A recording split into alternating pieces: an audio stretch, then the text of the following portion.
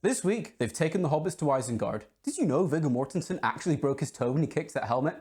And Christopher Lee is just generally all round a badass. It's Lord of the Rings time.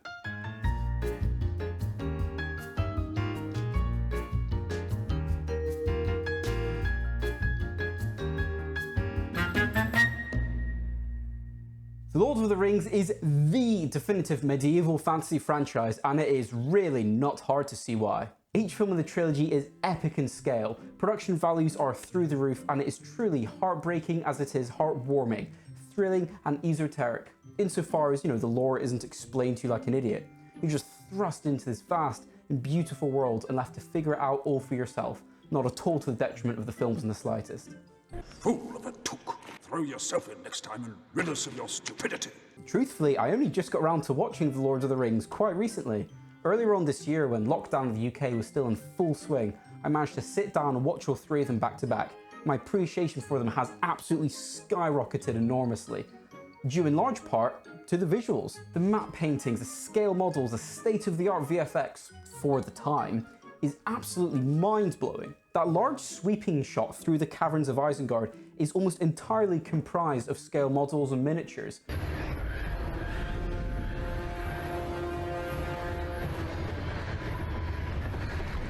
There's almost no computer-generated effects in there, bar a couple of the bats which sweep by the screen. It absolutely blows my mind that they were able to pull that off. The amount of creative control and the scale of the budget given to Peter Jackson to create the Lord of the Rings trilogy must have been completely unparalleled, and I'm certain will never be seen again in Hollywood.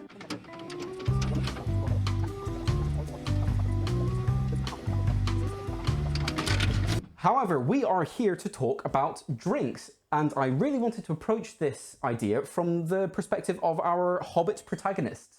What about breakfast? We've already had it. We've had one, yes. What about second breakfast? What about elevensies? Luncheon?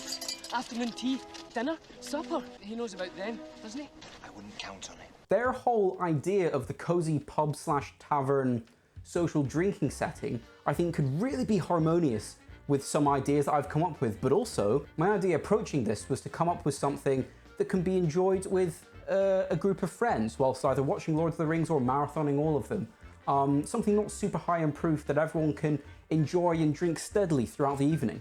When watching the end of Return of the King, we see Samwise Gamgee's future wife, Rosie Cotton. She's at the bar pouring flagons of assumedly ale.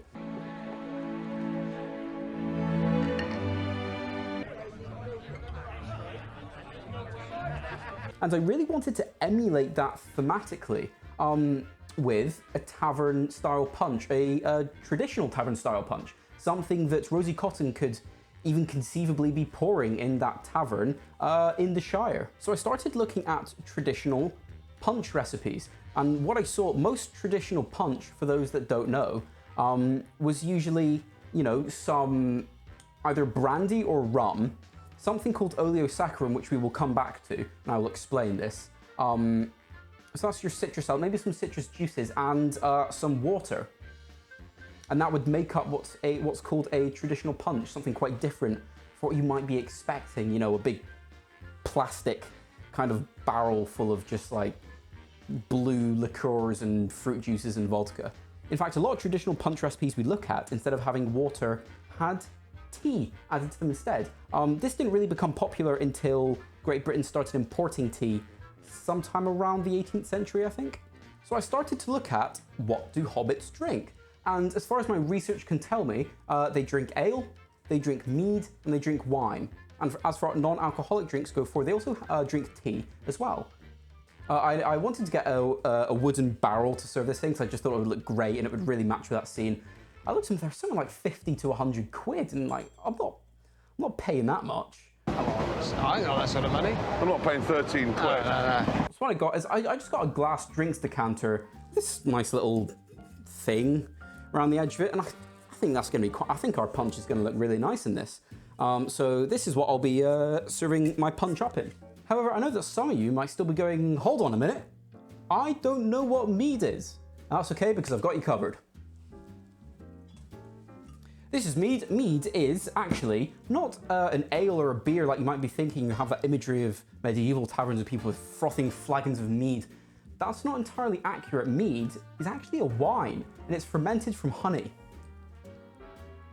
This one especially comes from Highland wineries in Inverness, actually, which is quite close to me. If you're doing this, try and find a mead which is 100% honey. A lot of them have like neutral grain spirits mixed in. But it's really, really delicious stuff. It's a very, very traditional ferment. So much so that the term honeymoon actually comes from mead, because traditionally, mead would be gifted to people after their marriage. Honey wine, honeymoon. So I'm going to take my big punch jug. All that being said, I'm going to want to add 400 milliliters of my mead. I'm going to want to add 600 milliliters of a blonde ale. I've landed on this LotR blonde ale. This is Belgian and it's great. I really, really love this stuff. I don't quite know how I ended up landing on this, but I did. All I know is that it goes really, really well in this. That is, I should have streamed that down the side. Oh my God, that is not good. I'm going to need 100 mils of something called oleosaccharum, which I have in this bottle here. What is oleosaccharum? Well, back in the day when we were first importing citrus from countries that could grow it, we had no way of preserving it. We didn't have refrigeration technology then. So what they would do is they would peel all of the peels off of something like a lime. They would put that in the tub, fill it with sugar. Overnight, the sugar would leach out all of the oils from the peels and turn into a liquid. That liquid's called oleosaccharum. Basically, I took that, added back the juice of most of the limes that I took the peels from. So I think that maybe turns it into, I've seen some people call it a sherbet. I've seen some people just call that an oleosaccharum. I don't know, but that's essentially what I've done. I took like 6 lemons, covered them in sugar, just enough to coat them, left it overnight, took that, added back the juice of like 4 or 5 lemons, put that into a pan, let it dissolve, and that's what I've got here. And we're going to need 100 mils of this oleosaccharum.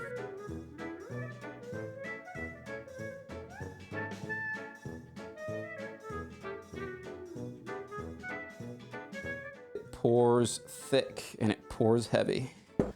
I'm going to need 50 mils of a cinnamon syrup. This is nothing more than an inverse simple syrup, where I put some cinnamon into the pot, let that infuse for a while, strained it out, and then put a stick in the bottle a cinnamon stick in the bottle to help that continue to infuse.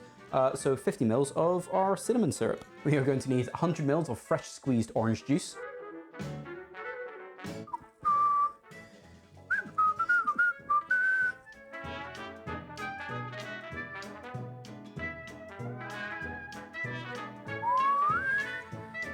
Hey.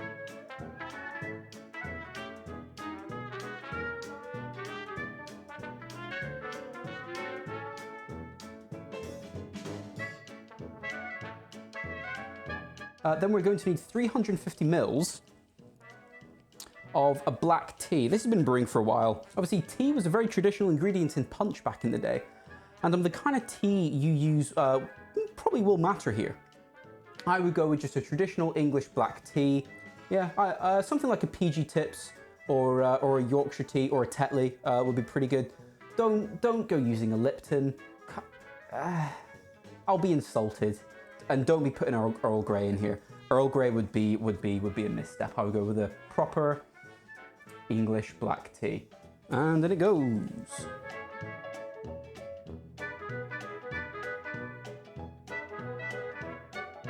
There's a light little mix in. All of my oleosaccharum, my syrup has sunk to the bottom, so this is going to take just a little bit of a mixing in. Now, I was looking for a glass to drink this out of, and I was kind of browsing the cupboards, and I saw this glass. Immediately went past me, no, that's not suitable. Doubled back and thought, you know what? I reckon that's probably just about the right thing. It's a little quirky. It's a little antiquated almost, but not too much. I don't know. I really like this. So let's try some of our Shire Tavern Punch. I think this is really on the money. All our ingredients, I think, check out thematically. It's not too high in proof. You could sip this all night with your friends and not get too silly. This thing's great. So let's pour ourselves some.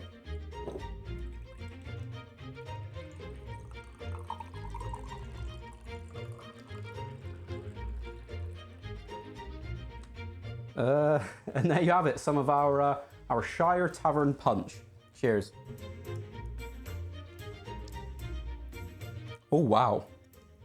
Ooh. I feel something. A slight tingle in my fingers. I think it's affecting me. So right up front, you get the honey from that mead. That's the first thing that you notice. Then you get the real middling and also sort of the base warm notes from the blonde ale. That immediately comes through. You get that. Then that turns into orange. You get the orange juice, and that obviously comes quite close to the lemon oleo saccharum that we made. Those two kind of come in after that point in harmony.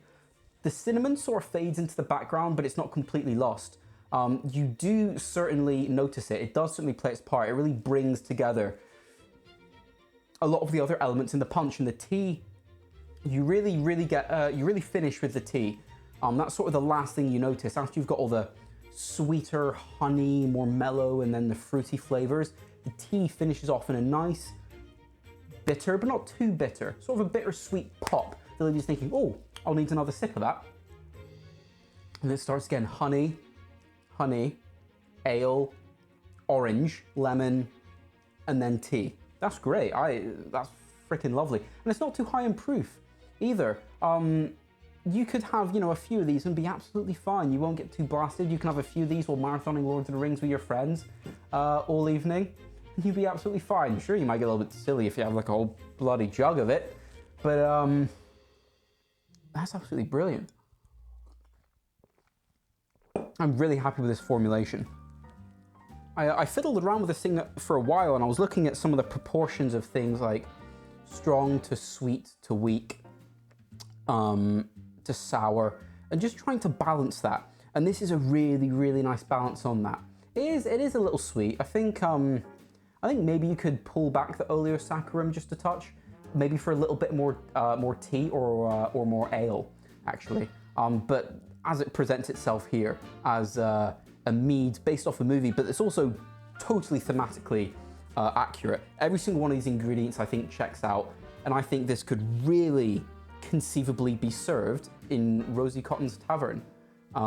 Everything here I think checks out, and and tavern punches were a relatively common occurrence a few centuries ago.